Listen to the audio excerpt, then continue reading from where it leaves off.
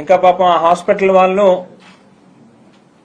ఆ పేషెంట్ అటెండెంట్లని ఇబ్బంది పెట్టి వాళ్ళ మీద ప్రెషర్ పెట్టి బిల్లులు కట్టండి అని చెప్పి బిల్లు కడితేనే వైద్యం చేస్తాము అని చెప్పి వాళ్ళ మీద ఒత్తిడి చేయట్లేదు కాబట్టి సరిపోయింది.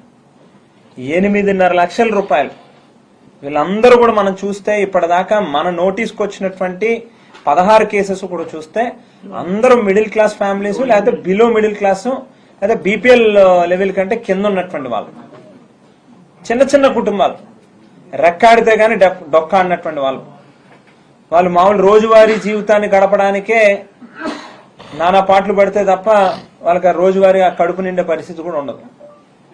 ఒక్కొక్క కేసు కూడా వాళ్ళ ప్రతి హాస్పిటల్లోని కనీసం అంటే గడిచినటువంటి 4-5 రోజుల్లో 4 లక్షలు 5 లక్షల రూపాయలు బిల్లులు అయినాయి.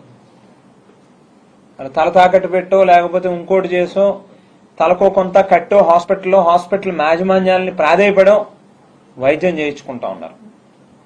చంద్రబాబు నాయుడు గారేమో ఏదో ముస్తేసినట్లుగా చనిపోయిన వాళ్ళకి 10 లక్షల రూపాయలు ఇస్తా అన్నాడు. బిల్లులేమో హాస్పిటల్ బిల్లులే 10 లక్షల రూపాయలు అవుతా ఉంటాయి.